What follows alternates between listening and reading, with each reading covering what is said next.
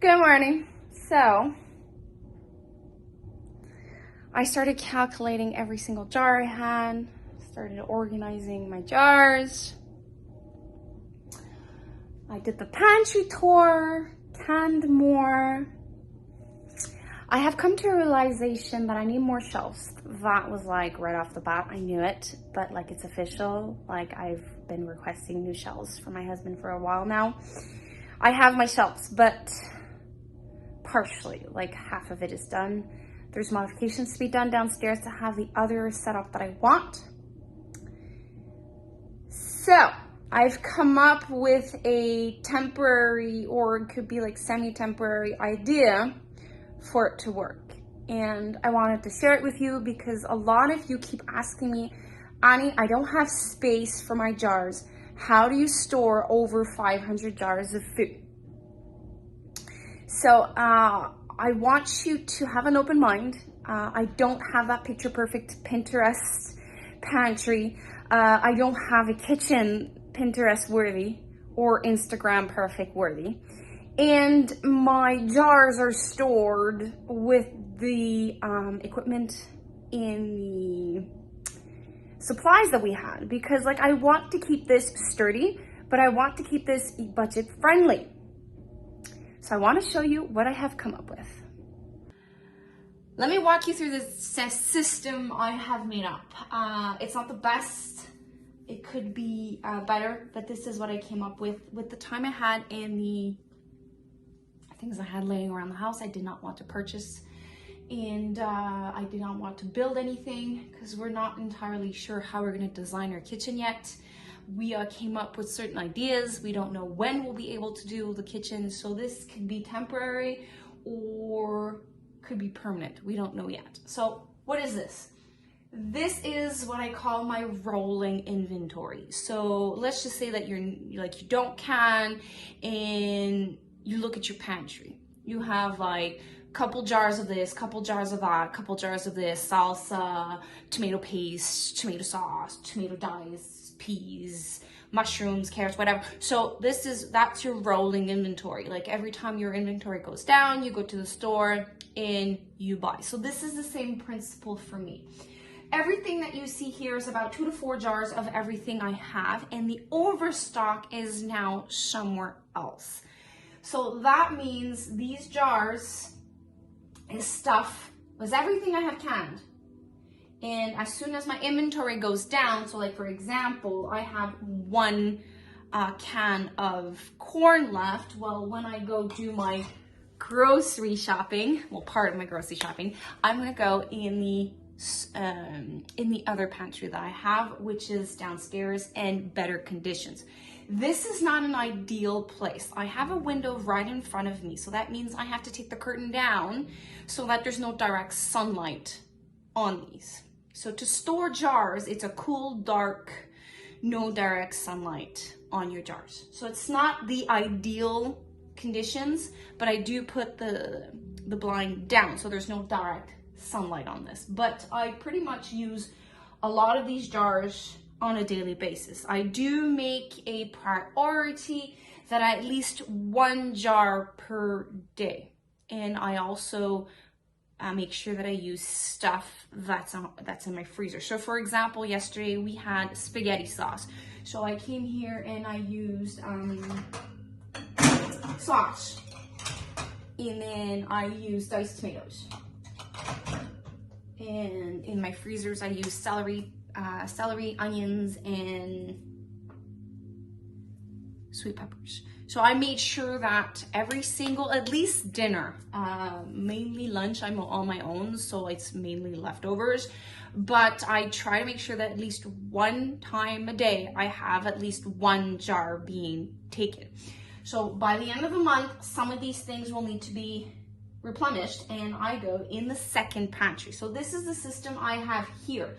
So what did that do for me? My pantry that's in the staircases, I now had some holes that I can add more of the newer recipe that I have. So this means here I need 1 more shelf. I took it out from storage downstairs. So we're gonna bring probably put these down, and then I don't know exactly what we'll do, but I need another one so that I can have everything that's downstairs. I have at least 2 jars here, so one more will be added, and here I'll be good. I also have some of my herbs drying, like my this is basil, cinnamon basil for my teas. So this is going to be like something that I use on a daily basis. I also have my dehydrated goods here, for, fruits and vegetables, and then herbs for teas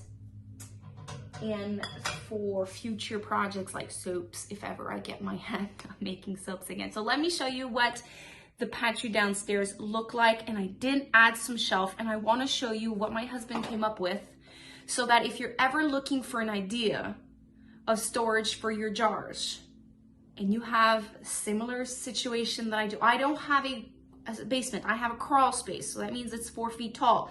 So when I go downstairs, this is what I look like.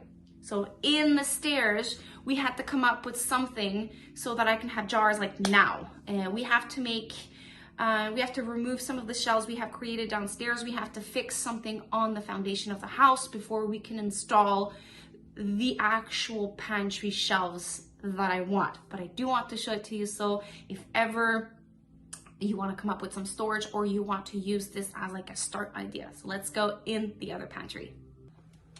I'm so sorry. Every time I film here, I always feel bad for you guys because the lighting is crap. And this is the only light bulb I have to actually see all my jars. So sorry about that.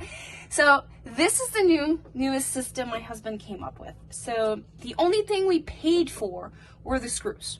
So to give you perspective, this is a wall that technically you're supposed to put G-Proc on top. So you have like the 2x4 every, I think it's 16 inches. And then what we did is my husband had a shipping crate that had 2x4s on it and had this like metal thing holding the crate together. So he had the special scissors to cut this, but this is a lip so that the jars don't fall. So what we did is we measured how deep the shelf was, and the only jars that I could put here are pints and half pints. The quarts don't fit, it's not deep enough. So I can fit 4 pints, and I think it's 6 half pints. So it created me between 80 and 100 spots.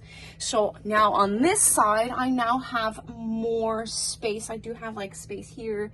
I have space down here and a bit further down there. So it's creating me space for future recipes. I'm almost done canning. I just have like sauce and dice left, and when it is getting a little bit colder, I'm probably gonna can more meat and soups, but that's later on. So I should be okay for now until my husband can build the shelves down there. We have to make modifications first and fix some issues with the wall down there before we can put up the shelf. So this is the well, it's not really temporary, but it's to temporarily satisfy my needs of 100 jars. My husband came up with this.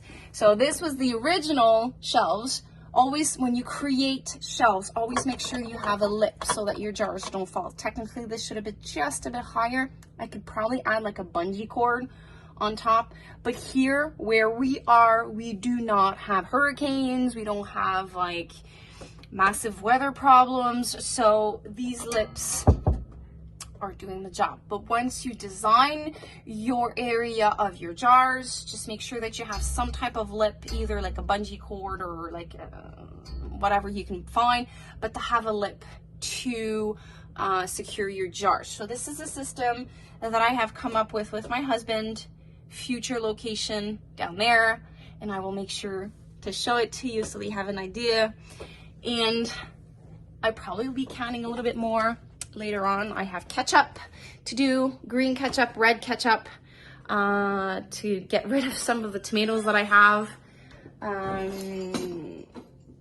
and probably meat in the future weeks.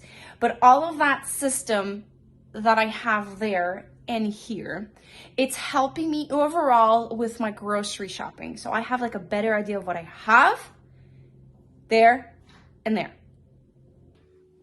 So with this system, this rolling pantry, that overstock, which I call the grocery store, my grocery store, it's helping me overall meal planning. It's helping me overall saving, because like I know what I have. The last step, well, there's two last steps I have to do. The last step is I have to have like a written inventory of what I have.